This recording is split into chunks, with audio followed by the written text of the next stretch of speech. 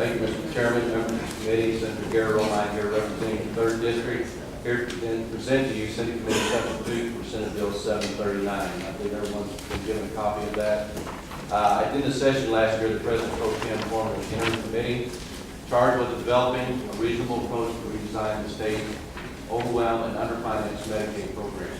This bill is a product of that committee's work, and a lot of you serve on that committee, and I have the pleasure of serving with you this summer. Medicaid is a program under which costs continue to rise while the services it provides fall further and further from the mark. Unless major changes are made, it will be unsustainable for the cost and care standpoint. This bill will provide high-quality, cost-effective care to Missourians within the Medicaid program while keeping those services affordable and accountable to taxpayers and funding. There's 4 major components. There's several components to the bill. There's 4 major components to this bill. Is number one, it expands the managed care program that we currently are serving in the I-70 corridor. It's been an effective program. It's shown to save 2.5% to 3% in our budget, and the pilot program has been going on to prove itself. It's time to take that program statewide. The second part of the bill is the accountable care organizations taking the age blind and disabled, moving them away from a fee-for-service program to accountable care. And I believe I provided you with a sheet that gives a 1-page summary of what an accountable care organization should look like. Basically, it's coordinated care and accountable care. It's an opportunity to create healthcare homes or an environment where the patient full health care is taken care of, provided in a way that hopefully one of the charges we had is to reduce the cost of emergency visits, the ambulatory visits, and we think with the accountable care organizations with a management system that helps supervises these individuals in their care, that we can reduce the cost of those high areas of medical care.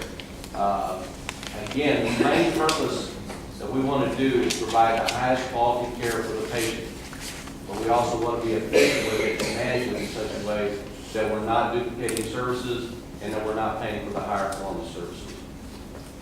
Also, a major point is to revitalize the Joint Committee on Missouri Health Net to provide legislative oversight of over $8 billion budget. We do this with the Education Department. We have the Joint Committee of Education. I think it's only right we should have a Joint Committee of Health Services as well. As we go forward with the managed care contracts, as we go forward with the accountable care organization contracts, I think it's important that the legislative body has oversight on those contracts and language of those contracts and how they're going.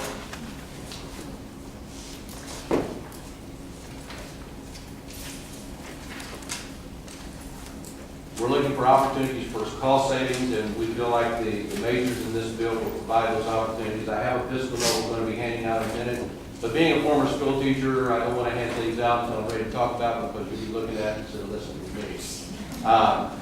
There's one thing that we need to fix in the substitute that you have is that we're going to exclude participants receiving services under the home and community-based state plan amended from the ACO because of the federal match issue. And that's some of the things that we go through this process that we want to be careful that we do not lose federal match funds because of the way we structure the MCOs and the ACOs. And with that, regarding the fiscal note, if we can hand those out, I'd like to go with that. Oh, you have a fiscal note? You already been looking at them. I'm sorry. There's a couple things. I don't think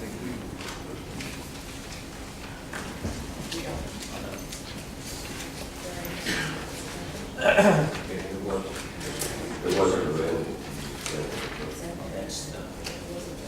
anyone not having a fiscal note will be happy to get you.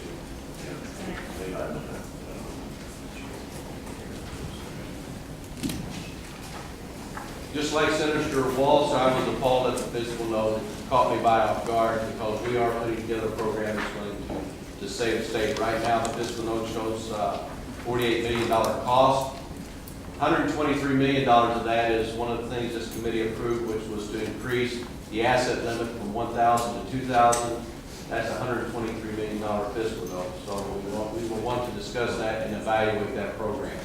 Also, $53 million of the fiscal note will be dealt with when we resolve the issue with the Department of Mental Health. And this fiscal note is based upon the original bill, not the substitute. So as we go through this next week, and I appreciate the fact that we'll probably have another hearing next week on this so that we can get through, but we're going to have some discussion on the fiscal note and how it really applies to the substitute going forward. So with that, Mr. Chairman, I'll be prepared to answer any questions. Thank you. Members of the committee with questions. Senator Shaw. Yes, your bill puts the ABD population on a managed care track.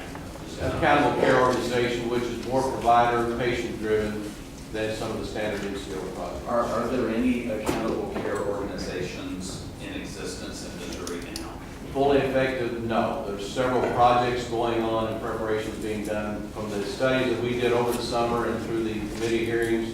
We heard testimony, we researched a lot of other states and what they're doing, making this transition into a more modern Medicaid program.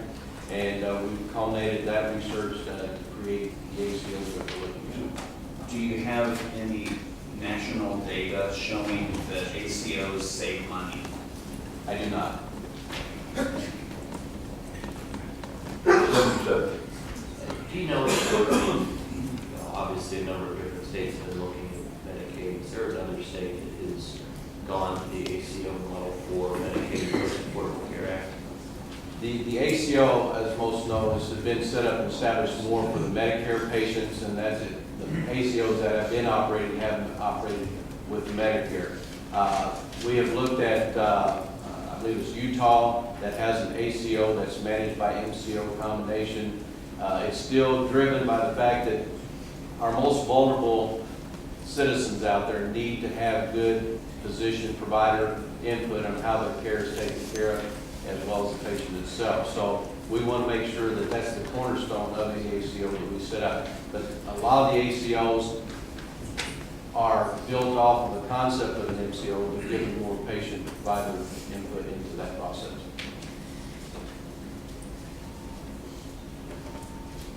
Any other questions from the committee? Senator Spelman.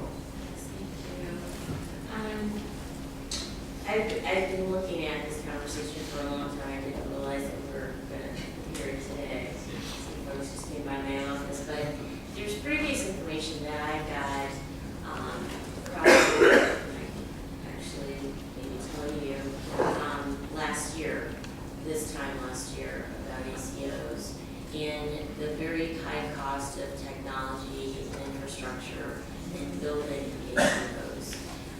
And we just got the fiscal note, and it does, I don't have an opinion about that, but what, if you could tell me, how does the fiscal note address the infrastructure and technology that would go into building an ACO network?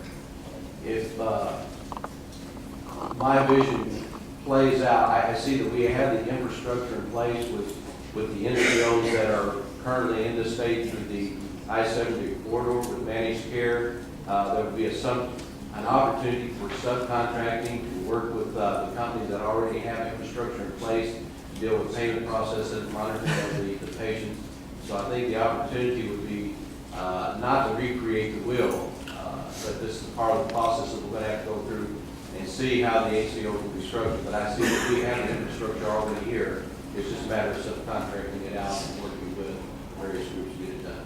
Okay, the Wall Street Journal last year in their article cited that the ACOs would basically make physicians hourly wage earners because many of the doctors practice in small offices. And there's this movement, according to this article, there's this movement to get more physicians into hospitals that they would be, for what they do, they would be, I guess, they're earning less than it would be if they were a small business. Is that true? I think repeat the last part of that, please. So in this article, it says that many of the physicians now are able to have their small offices, independent offices, like the doctor that I go to. She has a small office. She's been around for years. She's going to retire at some point. Nervous about that.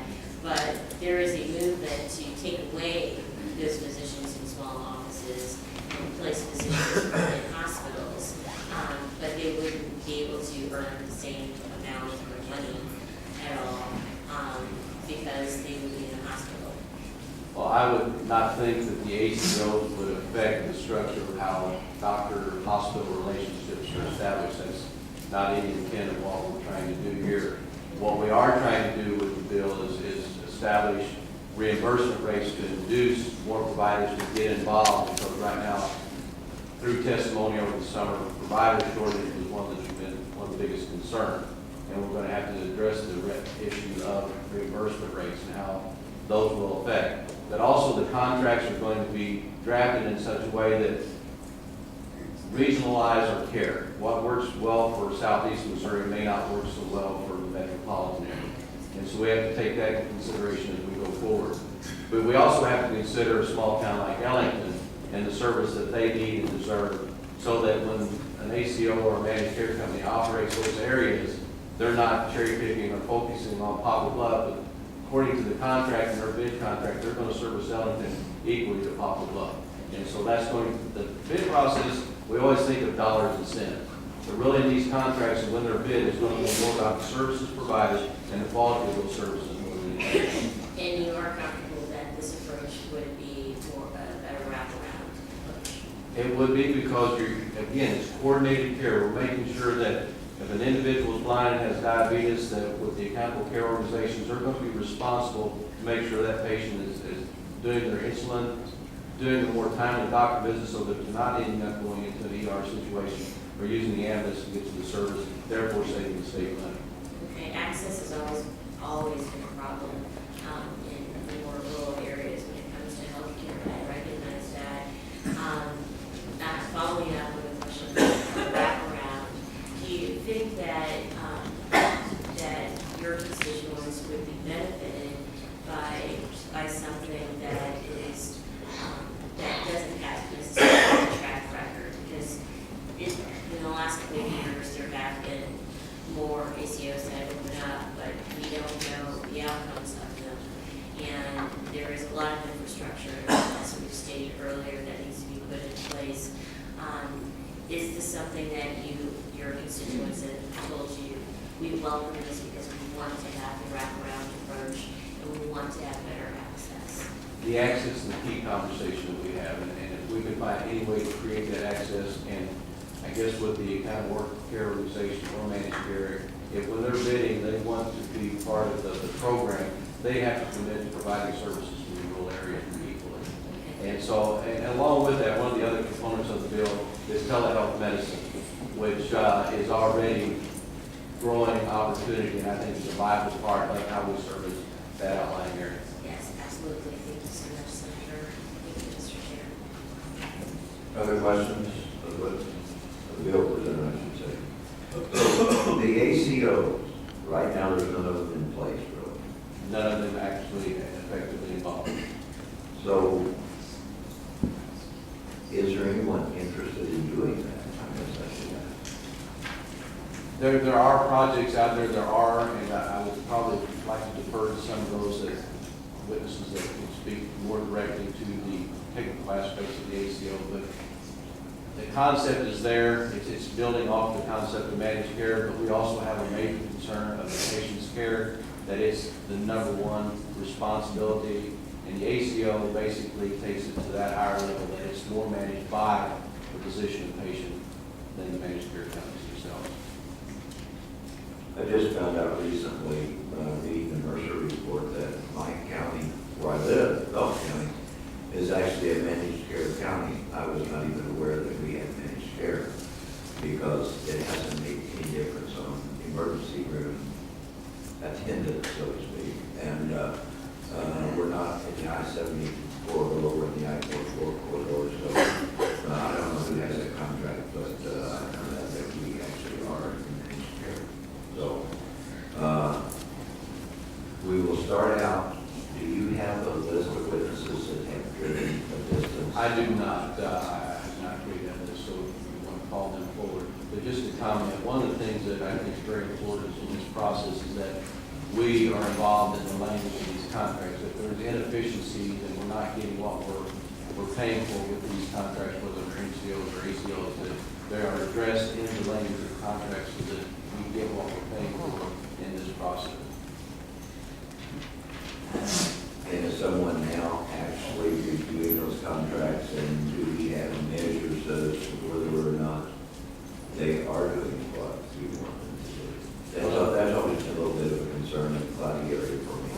The department is responsible for that, but I'm also, Dr. Schaaf is, Senator Schaaf has talked about transparency and collecting data, and I think that's an amendment that is well worth considering on making sure that we have valid information to prove that things are happening the way that they're supposed to, and collecting that data so that we can be more efficient. Right now, if we're not collecting data to determine whether or not what we're doing is successful, we've got almost $9 billion here we're playing with. We need to be more. A third of the budget, and there's at least 40% of the revenue in that portion of the budget. So I think we do need to get late to measure. So what we'll do is we'll start out with, we'll kind of alternate witnesses for, witnesses against, and please, if you've driven a long ways or if there is difficulty and you're getting to the Capitol and getting up to the third floor, we would ask that folks allow them to testify first. So I'll call for a witness in favor of Senate Bill 739. And we are speaking to the Senate Committee substitute. Anyone in favor of it?